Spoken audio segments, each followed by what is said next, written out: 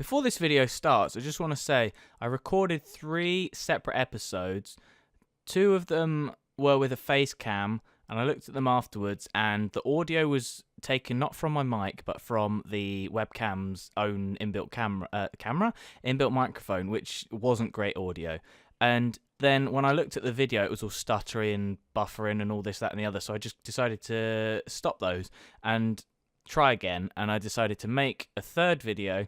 And in that one, I decided to make it just the normal way. But for whatever reason, my computer settings were all messed up. And once I'd finished recording that one, it took forever to load out of the Elgato capture software. And then when I tried to actually make a video out of it, it just was weird and wouldn't work very well. So I basically have played 3 games. I was unbeaten in all 3. I won 2 and drew 1 0-0. And I'll show you those. Well, I won't show you those in this video because I recorded a couple in a row and they sort of got mixed matched together. So I hope you enjoy this video. If you do, please leave a like, and thank you for the support if you do subscribe. Cheers. Welcome to another episode of the 10-10 challenge with me, Ida. And today we are doing another match in the series, and hopefully that will secure us our position in Division 6, as you can see in the bottom left there. A few moments later. Alright, this is this guy's team. It's a very interesting team, actually. He's got Butland, Robert Huth, but then I think the rest of it... Oh, no, he's got Hazard in as a lone player in centre mid for some reason. And then he's got a load of sort of German League players. Got... where is he? Emre Moore, Çalhanoğlu, and a whole host of players that sort of mix and match. Sort of like my team where it's very mix and match, but a very odd version. Like mine, I've just got the 2 players like Sane and Origi, whereas he's got quite a few that are a bit strange choices, but you know, he can do that if they want. I don't know why I said they after I said he. It might be a they, I guess. If they're one of those people. Oh, I almost scored straight from there. That would have been a lovely passing move from kickoff. What I wanted to talk about today was to do with putting too much pressure on young players. Nice ball from Iro Mendy. It's cut inside. Can I cut inside again and finish it? Sane! You couldn't finish your dinner last game. Finish your dinner this time. I wanted to talk about putting too much pressure on young players. In particular, you look at players that come through in Premier League teams. For example, you've got Rashford, who has been fantastic since he's come through there, but that doesn't mean that he's going to perform like that every week, because young players just, oh, I've let him through. That's a good save, though. Young players just don't perform every single week unless they are just some ridiculous alien like a Messi or a Ronaldo, where they were performing like that when they were younger and they still are now. When you look at a team like Chelsea, obviously that's somebody I'm going to talk about in this with a lot of younger players, being a fan of Chelsea and seeing how many younger players have come through and sort of been told or been looked at as like the next, you know, big sort of academy product come through, and then they just don't really follow up on that early promise for whatever reason. You know, there's always some reason or another why they don't do it. In Chelsea's case, it's probably more to do with how the changing of managers and the way that the club's sort of looked at and how they have to win stuff most seasons, otherwise the manager gets sacked. But you look at that was a strike. Who scored that? Was Çalhanoğlu, yeah. He can hit him like that. That was naughty. I don't know why I didn't close him down. He's just going to do that every time. You look at somebody like Mbappe for Monaco. He's been fantastic for them for a couple of months now. Does that mean that he should now have a price tag on his head that's like 100 million or whatever they're looking at, you know, 80 million, which is, you know, pretty much going to beat the world record for a player apart from like Pogba?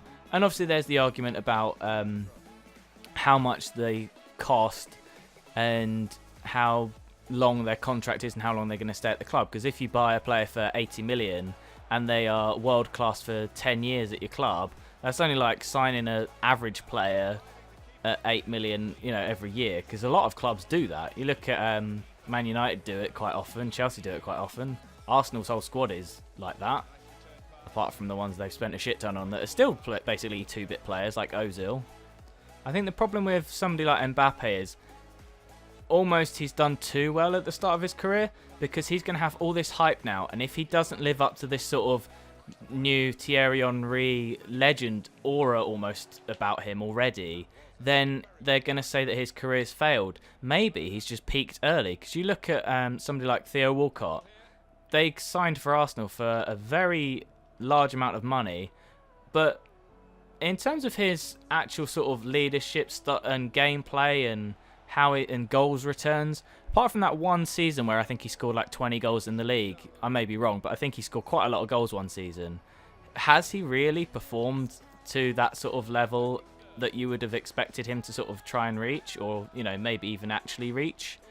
I wouldn't say he has, but I think there is that sort of weight of expectation that does fall on players' shoulders, and whether it's justified on it is another issue, because you look at Lewis Baker, who's been on loan from Chelsea at Vitesse for the last sort of 2 seasons or season and a half. I heard at the time that Michael Emenalo, the Chelsea director, did sort of want to buy Dele Alli, but he thought that Lewis Baker was better than him. Wow, I'm getting overrun. He thought that Lewis Baker was better at the time. I need to change some stuff up in this game. And so he went for the opposite of Lewis Baker, but then he's chucked him out on loan, so does it really matter either way? Origi's through. Come on, Origi, finish it. Off the post. How have I not scored in these last 2 games? It's really pissing me off. Come on. There are quite a few different ways that players can fail to meet their expectations or not live up to their potential, is another way of putting it. And one of those can be a transfer too early. You look at Anthony Martial. He had all this promise when he first went to Man U, and they've got all those extra clauses in the contract and on the fees on the deal when he moved to Man U, and all of those different things. And he started off like on fire when he went to Man U, and now he's not necessarily living up to that. And I know there is sort of a case to say, well, that's sort of Mourinho and his effect on a player and a squad. But it's also that maybe he moved too young, because he did only have that one very good season at Monaco, and then he sort of shifted on from there and moved straight away into this massive club like Man United. Oh, that's behind Origi. My players can't pass in the final third in this game. The second thing that could affect a player's career after he's made a big move could be a big injury, because you look at somebody like Michael Owen. He had those first couple of years at Liverpool where he was just unplayable, and you could say at times, maybe not throughout his whole career, but you could say at times at Liverpool he was a world-class striker. Come on, I need to finish this here. Yes, got the goal. There we are, finally. Let's hit him up with this. Nope, that one. Okay, nothing. Jump on there.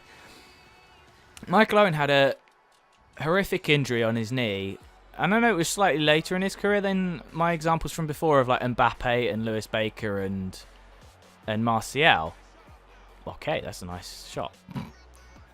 But even so, he wasn't, he's made the big move and then he's got the big injury.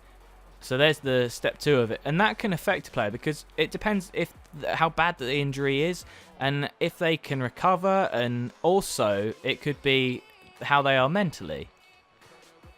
Another thing that could affect a player is pressure, because they've got all this expectation coming up from their club that they've been at, and they have to live up to their hype from what they've had before, and even just living up to their home crowd. Because you look at some of the Chelsea players that have come through recently, you've got Josh McEachran, Gael Kakuta's another one that came through that people thought would do a lot. And Josh McEachran, he did get an injury. He went out on loan, which, Chelsea used the loan system a lot. He got an injury while he was out on loan, and it sort of stalled his development. But the expectation he had coming back from that was that he's had that time out on loan, and he should be able to progress and push on into the sort of upper echelons of the game, and maybe even push into the first team squad. which he did train with the first team squad for a while, but he didn't. I could have got that then.